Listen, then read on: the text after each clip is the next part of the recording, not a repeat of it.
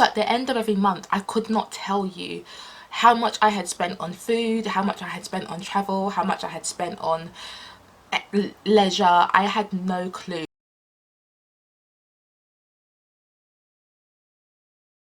Hey goddesses, I hope you're well and thank you so much for stopping by at my channel. So I am Rachel Abbey and I do videos all about, saving up for your first property, saving up for the future, self-development, living spiritually, etc, etc. So if any of those topics interest you, please subscribe to the channel and don't forget to like this video.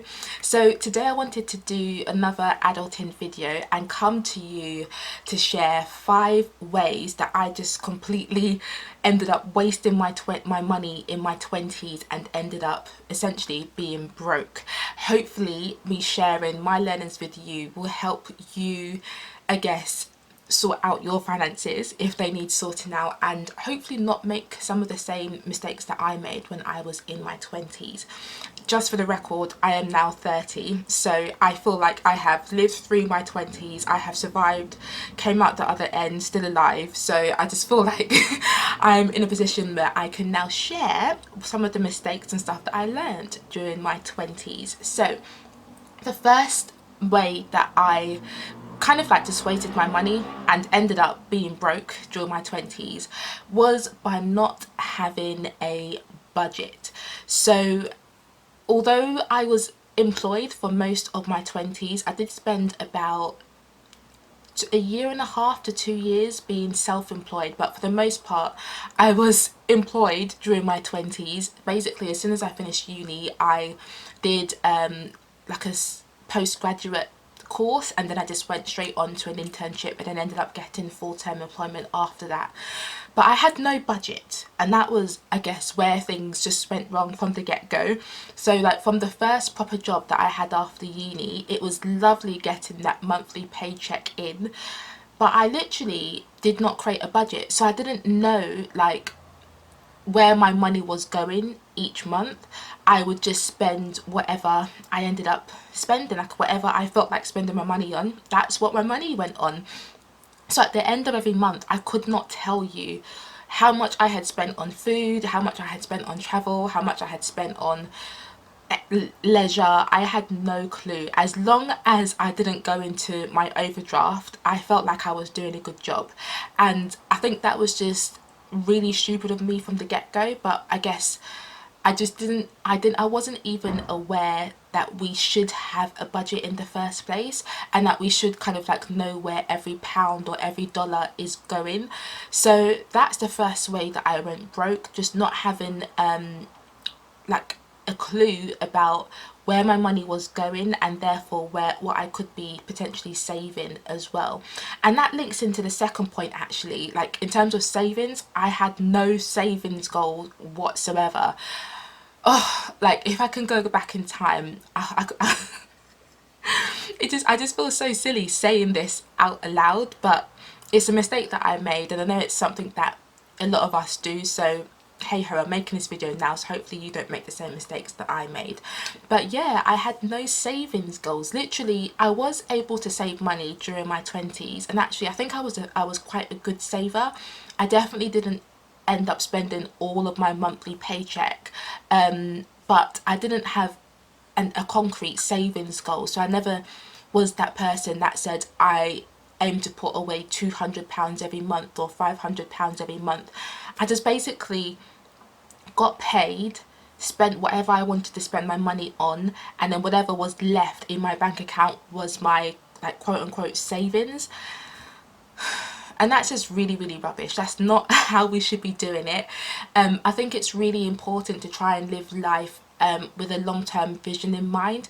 That's definitely what I lacked. Like I knew in future I would love to like own my own home. I'd love to be able to afford holidays, etc, etc, but I didn't take time to actually sit down and think, want to own my own home, if I want to be able to travel like abroad twice a year, what do I need to do now in order to pave the way and make that stuff happen?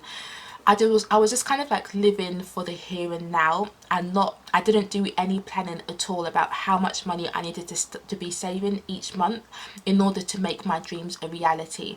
So that's where I went wrong. And I think if you're in your 20s, I definitely suggest you sit down and look at your income, so how much you're getting paid each month, and then literally you draw up a budget, and literally on a spreadsheet you calculate how much you're spending on food, how much you're spending on petrol, how much you're spending on commuting, how much you're spending on rent, etc, etc, etc, and then you try and minimize your spending in each of those areas. So you kind of like try and shave off the fat, and just get your expenditures down to what kind of like the essentials, like what you should be spending in each area, and try not to be too lavish in each area. And then the money that you have left at the end of each month, just try and put that into a savings account, so set up a standing order and just make that an automatic thing that happens at the end of each month, or even at the beginning of each month if you're like super organized with this and you want to make sure that you don't kind of like leave it until the end to save. You try and be proactive with this and save in advance, so perhaps do it at the beginning as soon as you get paid. But yeah, that's a second mistake I made. I had no savings goals, so I was just living on a very short-term day-to-day basis, and I just didn't plan for my future. I didn't think about, okay, well, how much money is actually needed to save up for a deposit for a place, or how much money is needed if I want to be able to travel abroad twice a year. So if I could go back and do it all over again, I'd definitely create a budget for myself, so I knew how much money I should be spending in each area rather than just spending however much I felt like. And then two, I'd definitely create myself a savings plan and a savings goal, so that I knew like I want to buy my first house in like 3 years time, and my salary is X, so therefore I need to save a deposit of Y. So that means that I need to be saving X amount of money each month, that kind of thing. So yeah, I would definitely go back and change things like majorly if I could go back in time, but you live and you learn. Okay, so the third way I ended up just completely wasting my money in my 20s and living kind of like the broke life was by just wasting my money whenever I got a pay rise. So I think in my 20s I got a pay rise at least twice during my 20s. So yeah, whenever I got a pay rise at work or a promotion, I would just spend the extra money on clothes. And honestly, my vision was just so short-sighted, and my priorities during most of my 20s was just buying like new clothes and looking stylish. Now that I'm in my 30s, I just think like, Rachel, what were you doing? Like, you obviously was not thinking about the future, and you just weren't spending money wisely. Like, my priority was just trying to look nice for other people basically. And that's, now that I'm a bit older, I just feel like it's so stupid, because there's so much more to life than looking stylish or having the latest trendy clothes, or yeah. So that's definitely a mistake I made. Whenever I got a pay rise at work, instead of like trying to save more money or trying to do something meaningful with that money, I just spend it on clothes. And usually there were clothes that I'd end up like throwing away after a couple years anyway, so I don't even have those clothes in my wardrobe now to show. I have nothing to show for the clothes that I bought basically. So if I could go back, I definitely wouldn't spend as much money on meaningless clothes and fast fashion, and I'd ideally use the extra money that I got from pay rises and promotions, and I'd actually just put it towards something a bit more meaningful. Right, so a fourth way that I ended up just really wasting my money and living the broke life during my 20s was eating out too much. Like, I literally I overindulged. I was always not always, but I just spent too much money at Nando's. I spent too much money on takeaways. I was just living beyond my means. And when I was in my 20s, I was on a very reasonable salary. Like, I was not on an extravagant salary at all, even though I'm still not on an extravagant salary. But during my 20s, I think I was on 24k, and then I got a pay rise to 28k when I was about 23, I believe, or 24. And then I remember then I got another job, and I was on 31k, and then I got upgraded to 38k. So my salary did increase over time, but I just spent a lot of money on eating out. Like, why, who needs to go out that often to eat out? And obviously, yeah, we need to enjoy life, and we shouldn't, you know, live such a minimal life that we don't end up enjoying the present. But I just wish that I was just a bit more intentional about, you know, eating at home, like cooking my own food for dinner. I mean, I always like took my own lunch into work, which was fantastic. So I saved money in terms of not buying lunch every day. But for dinner, I'd sometimes be out eating out twice a week with friends. Oh, I'd buy a takeaway even though I had food in the fridge at home. So there was just a lot of wastage.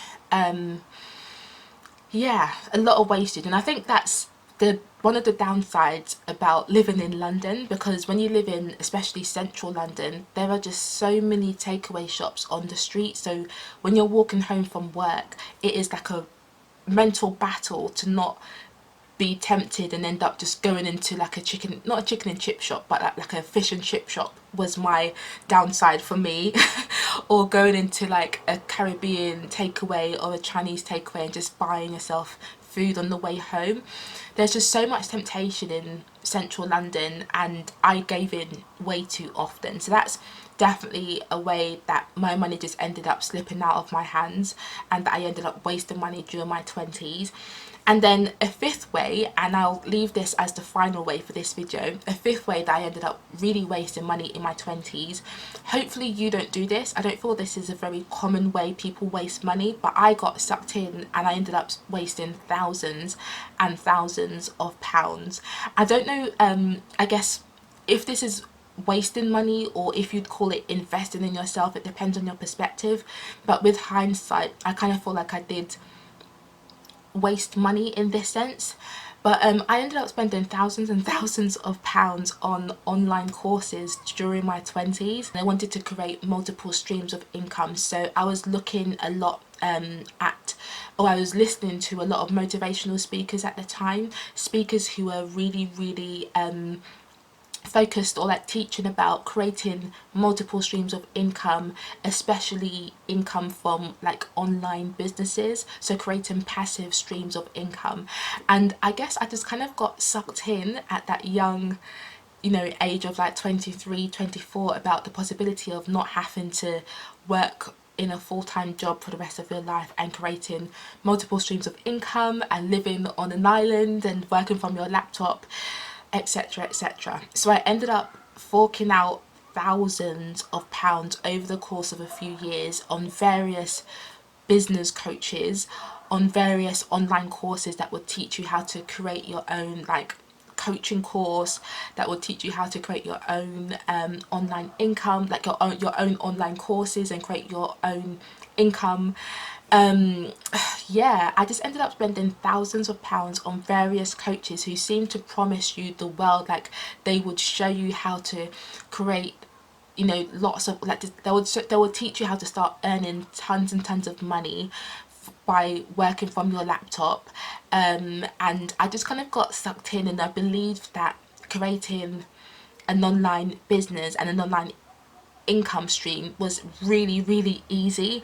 And I kind of just got sucked in and believed that these online coaches, they had all the knowledge, they had all the answers, they knew all the secrets, and I would only be able to access those secrets if I paid to be in their online program, where they would then share all of the secrets. And as long as you did exactly what they did in the ways they were teaching you, then you would also earn the same kind of money they said they were earning from their own online courses. So yeah, I hope that makes sense, because I feel like it took a very long time to explain that. But yeah, it's not only like one coach or one person's program I ended up buying. I ended up buying multiple people's online programs who are teaching you how to start up your own online business and create money online and work from your laptop, etc, etc. And I guess like if you're that kind of person who is a bit like, not, I guess, yeah, a bit susceptible into believing that you don't know the answers and that person does know the answers, and as if you can get into their circle or get onto their online program, they will teach you all of the things that you need to know in order to do the thing they're promising that they can teach you to do.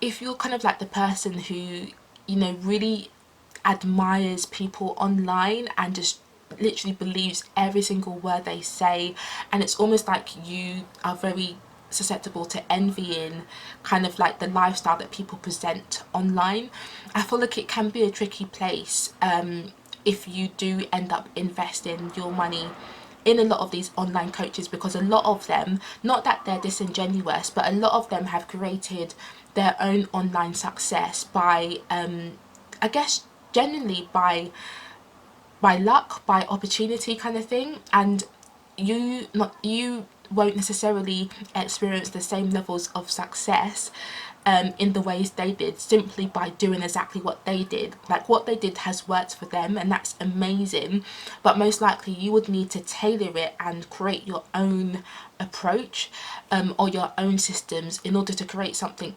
different that will potentially work for you. And that's just something that I didn't realize at the time. I was just like in this constant circle of buying the new or the next latest online course, going through the program, working with the coach, and then wondering why I wasn't making money in my own business that I was trying to create or set up. So yeah, I ended up spending thousands, like I'm sure it was about 12 to 15,000 in total on online programs and working with coaches and all of this stuff, because I wanted to escape the rat race, escape corporate life, and just, you know, create my own business. Yeah, I've just learned so much about myself now as a result of those mistakes. I feel like I'm now more equipped for my next 10 years, for my 30s. Hopefully I won't make the same mistakes. And I just feel like sometimes in life we just have to make some mistakes and learn from them and then do better next time. And that's the situation or the position that I'm in right now. I'm now ready to, you know, I'm now ready to move forward and do better in my 30s, because I've made the mistakes in my 20s and I definitely don't want to repeat them.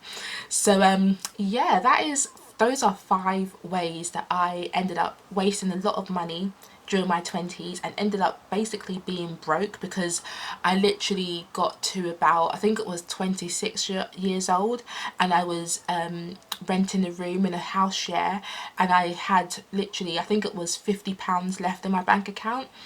And that's when I realised that things need to change. Like, I cannot keep wasting money on clothes, on food, on online courses that promise the world.